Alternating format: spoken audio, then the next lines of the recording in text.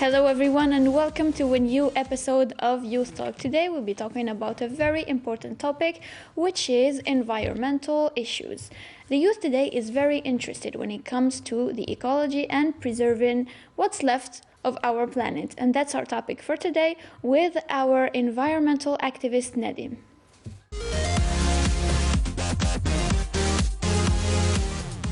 So, as we usually do, I'd like to start by welcoming our guest Nadim Abdullah. Hi Nadim. Thank you very much, Sarah, for having me here. So, very excited to talk about a very important question that I've worked on since many years now. Thank you for joining us, Nadim. So, as I said in the beginning, today's topic could be very triggering to certain people, especially the youth today, which we're trying to make be more engaged in these issues when it comes to climate change, when it comes to pollution and things like that. So what would you say if we start talking about the challenges that the young people are facing today when it comes to seeing how important these issues are? Well, I think it's mostly the realization, first, that we're going to be the generation that lives through the climate crisis, and also through both the conclusions and hopefully for a better future. But that's anxiety that comes with it, right, with most of the non-action, especially in different countries, and also not being able to be at the table of discussions. When it comes to the table of discussions, you have moderated a lot of events when it comes to the environment or climate change or even the diverse youth problems, which makes you, I think, the best person to ask, is the Algerian youth engaged when it comes to climate issues, when it comes to environmental issues, or are they not? Well, relatively speaking, we could say that in Algeria we are less engaged than in other countries, especially Western countries. Right. But also there are some few, but very motivated youth that are working usually in charities and doing groundwork, either by depolluting, planting trees, but also raising awareness, and especially in younger generations. So that's a growing trend, I believe, in a lot of youth, especially mostly the educated youth in universities, for example. And I think that's going to be a huge topic in the coming years and decades. Right, and when it comes to these youth, they need a platform to speak about these issues. You can't just have them be activists and have them be, interested in working in the field and then not give them a work plan or give them maybe something to motivate them. So how do you work with these young people when it comes to field work? Well, that's what you were saying is very true. Because mostly when you look at these charities, they're very motivated and they truly believe in their cause, but usually they only work with local authorities, but for very small projects, right, one-time events. And usually the point is trying to open our networks and all the different organizations, different people, different maybe companies that we know that might sponsor it, but also give, like you said, a platform and maybe broader let's say, the scope of possible activities.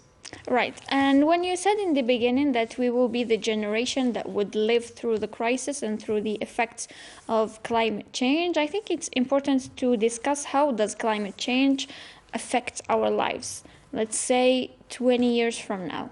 Well, I think we can already see it from now. So, for example, all the different heat waves, especially 2024 is up until now the hottest year, right, ever since we started recording the weather. And 2023 was also the hottest at that point. And we really, for example, in Algeria, everywhere actually, we really saw that heat and that unprecedented heat, but also the lack of rainwater, for example, right now in December. And that's something, if we're not aware of the whole, the big picture, we can just say, okay, that's just changes that are happening somehow, random. But also that's how we're going to see it through our food, for example, with shortages, but also price that are going to rise a lot in the coming decades, for example.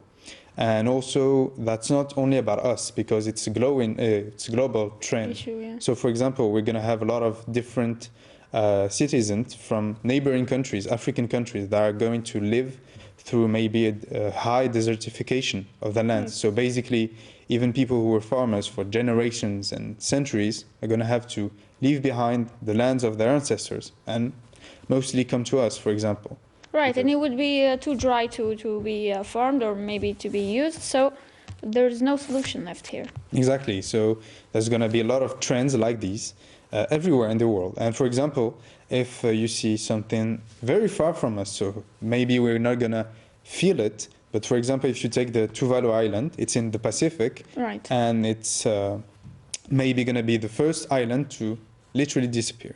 So it's something like 27 square kilometers, and the whole island may disappear because of sea levels rising. Exactly, sea levels rising, and it's really difficult for us to imagine, but it's like a whole culture, a whole people that are just going to disappear from one day to another. I mean, and it's happening in our time, and we will witness it. I think we have all seen the pictures of the polar bears with the melting icebergs, which could be, you know, very scary. These certain species are very endangered, and then when it comes to their natural habitat, it's literally getting destroyed. So what's more to do? Well, for example, well, not for example, but concretely, the only thing to do, for example, is political action, is to take steps right toward more greener transitions, and sooner, because like I said, since we're the generation that are going to see it, we don't have time. Exactly, and even if, let's say, we take drastic action right now, we're only going to see a better tomorrow, let's say, in 40 years or 50 years. So the work that we can do right now is to preserve what's left and not to reverse the effects that are already happening. It's not possible. Yes, it's really not possible to come back, for example, when we were kids, how we grew up, the weather that we had. We're not gonna see that anytime soon, right now. But the point is to work, like you said, to preserve it, to make sure that maybe in like a century, younger people will still have some resources. Exactly. Right. And when it comes to the climate policies, you said that we should be taking political action. That are already climate policies that exist, and certain countries do respect them, but it's not the case for in the global sphere. So what could we do to enforce these policies? Okay, well, so there are a lot of different countries that enforce policies, but also enforce policies to not ban, but very restrict trade with countries that do not abide by those rules. But also, I think there are big projects that youth also can be involved in. Like, for example, in Algeria, we have in 2024 the announcement of the Sonatrach climate program to, let's say, counterbalance our greenhouse emissions. And for example, that's a project where we can involve youth to make it not just one environmental project, but really a societal shift. Right, and when you spoke about the youth being engaged, when it comes to these policies, if you don't have youth representing this certain category of age in these meetings, when these decisions are being made, I don't think the youth would be engaged in making them happen in real life. So what would you say could make the youth more invested in making these policies work? Well, I think the best solution is to have concrete success stories. So people and younger people who were involved and who were able to really create a change either locally, nationally, regionally. And that's how we're going to emulate this process and have more people, younger people involved and really wanting to be more involved in the future. All right, and some of these people today, we have seen them on peaceful marches, holding their banners, saying, a couple of slogans, and maybe that's their way of making their voices heard when it comes to international policies. What would you say these marches look like in Algeria? I don't think it's very popular among the Algerian youth. No, that's not really a tradition or culture that we have here. And we are, let's say, we're more on local action and trying to work with authorities to go through that. Because when you look at it, if you take all of Africa, we only represent 4% of greenhouse gas emissions. So we're not the one that needs to, force impactful actions. Like, for example, youth in the West during 2015 or the late 2010s.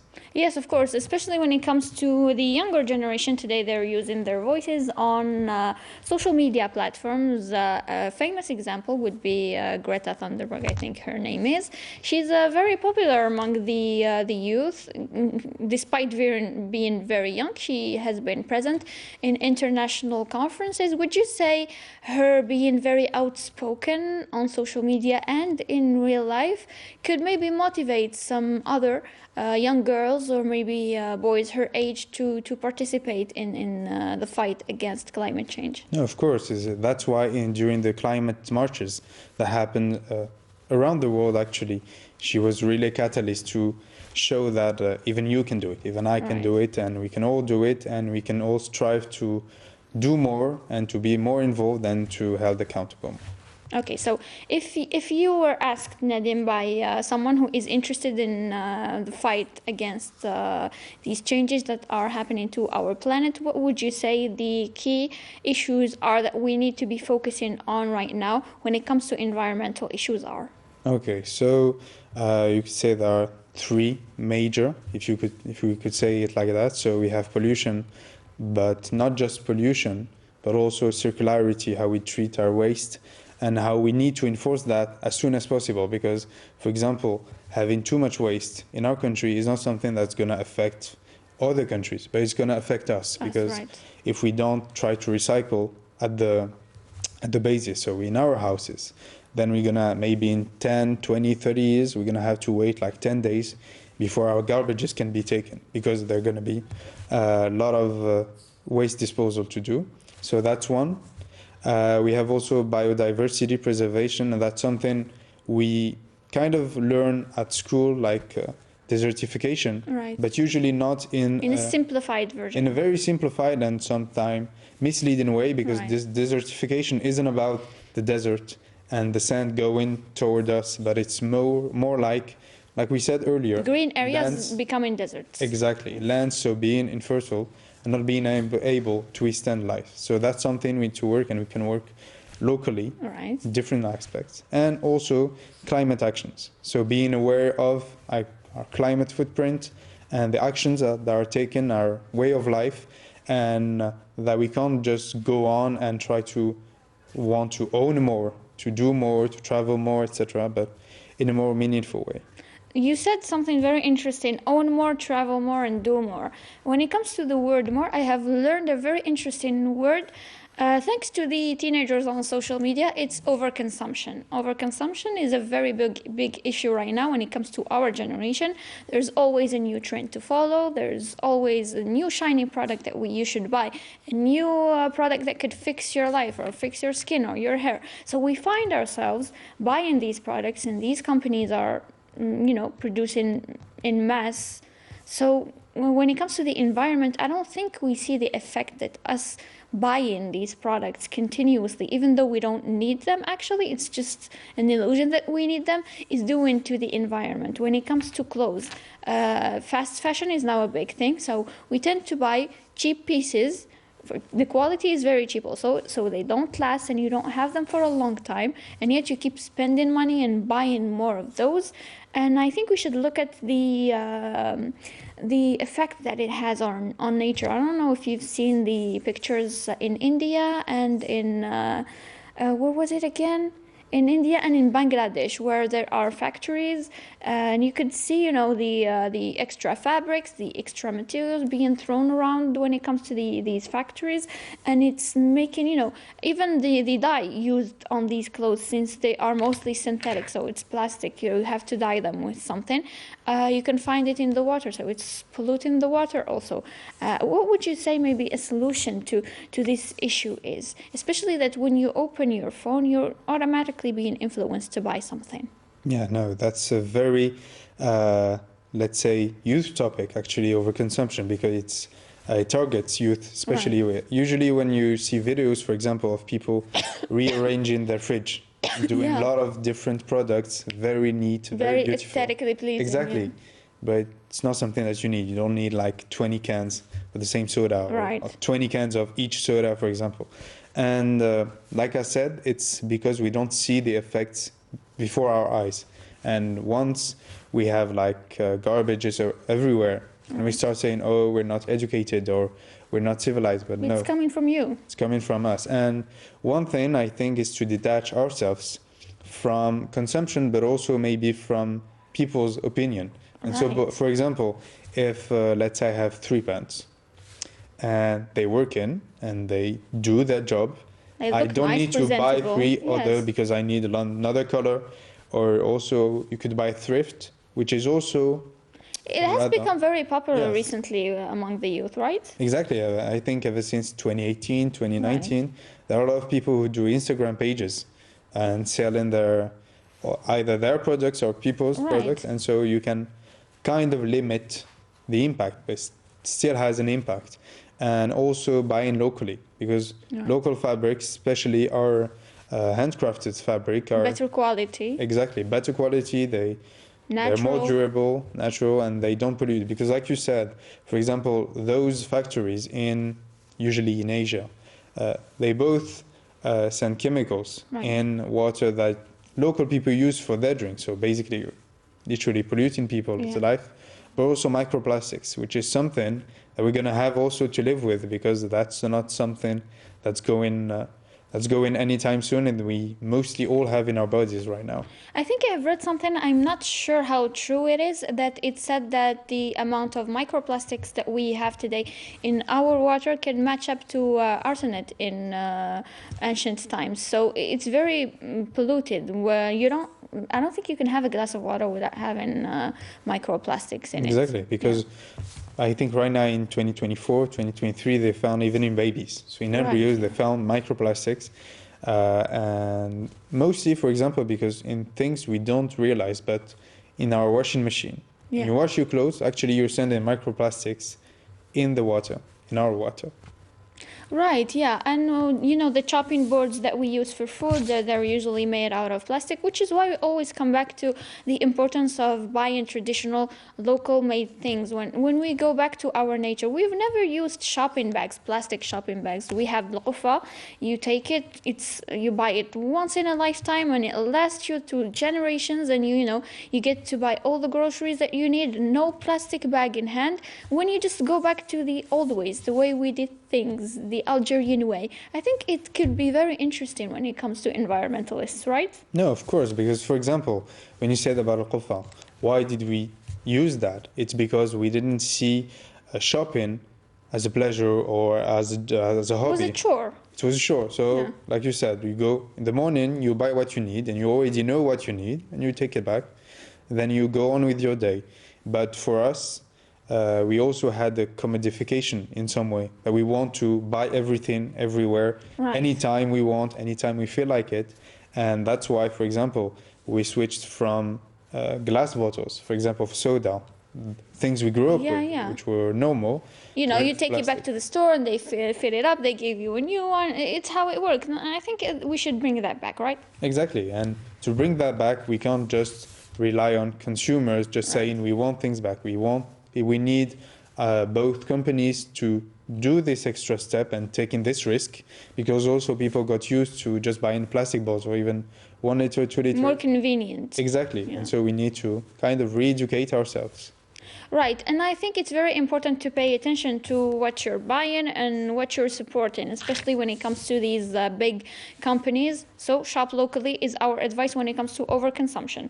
Nadim, I think we should talk about some initiatives or projects that are here in Algeria that you may have heard of, or maybe a couple of young people who made up a club or something, to work on the environment. So we could set an example for those watching us to be more motivated in participating.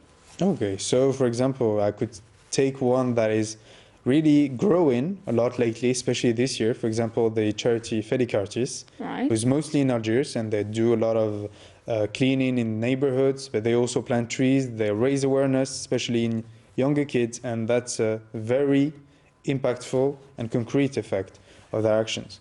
Also, presided a club in University of Algiers one that was around environmental questions, ecology, sustainable development, and it was more about raising awareness inside of universities, which are somehow supposed to be educated, but usually not on those certain The topics. topics, yeah. And you also have another charity that wasn't founded by young people. It's called the Torba Association. It's about permaculture, so sustainable agriculture that doesn't use pesticide or even added chemicals. But the impact on youth is that a lot of young people, after doing trainings with them, started their own projects. Initiatives, yeah. We have like two young women who started their own farm doing Amazing. Organic food.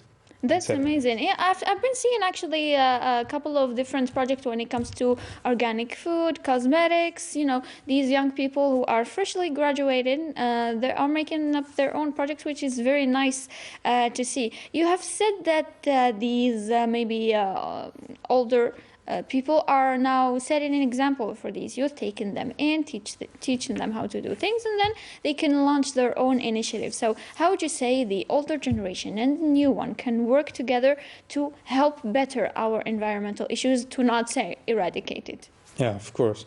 So first of all, like you said, there are a certain part of the older generation that are already educated on the topic, that maybe worked on it, exactly, established. And that's what they do. In a lot of them, you can see them either even just simple thing as appearing in a conference and talking, exchanging ideas, because I think that's what we may lack also, a lot of ideas. But also it's being able to accept that they're gonna, let's say, lesser their consumption, their ideas, what they want. They can't do more, especially can't do more for the younger generations. So that's also a kind of leap of faith to do, but for a very good cause. Right. Nadim, before we conclude our discussion for today, I would like to use your experience in organizing events and, engaging the right people. How do you go about organizing an event when it comes to an environmental issue? How do you know the right people to invite, that they would captivate the audience? How do you pick the maybe the subjects discussed? How do you go about, organizing these things? Because I think we do need a lot more of these events when it comes to universities, when it comes to high schools, just so we could spread awareness through the younger generation. Okay, well, I think the two most important questions are why you're doing your action and who are you doing it for. Right. So like you said, either people in high schools or primary schools or universities or a general public, but also why you're doing it. Do you want to raise awareness on climate especially and give those ideas, or try to bring some change around waste and how we dispose of it, etc. And for inviting people, I think usually, especially in Algeria, you already know the people that are either influential, but also, like you said, established, and who really have strong ideas to defend. Because at the end of the day, that's what we can give to younger generation, is clear ideas and bold ambitions for them. That's amazing. And how could we make sure these initiatives that are being launched by these young people have continuity and are not just temporary? We need the long-lasting effects. Yes, and to do that, the easiest question is funding, because they need funding either to sustain their operations, but also maybe to give salaries and wages to the people working, because you can volunteer all you want outside of your work, but you can't have as much impact as you would want. You wouldn't be very invested, I think. Exactly. Even if you're invested, you can't invest more times than you have in a day. So getting funding, having people work on it, that can really skyrocket the impact that you can have on the long term and even on the spaces that you cover.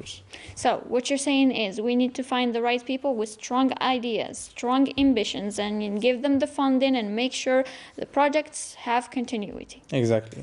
Give them the authorization to do their local activities, but also to look for partners either outside but also inside of our country, and also use our diaspora outside of the country to both get their experiences, but also the networks. So like I said, networks are really important, and you can see that in other countries, usually youth use those networks to boost their actions, and that's something we can also work on. That's amazing. Thank you for all these amazing ideas. Any last piece of advice to anyone watching us who's interested in becoming an environmentalist? I'm sorry, No, environmentalist themselves. Well, I think the best advice I could give you is that you can learn yourself. You can search on YouTube videos, you can search on social media for people who are working on those topics and learn day by day, step by step, and until you have a better picture, a big picture, and you can start small and act now.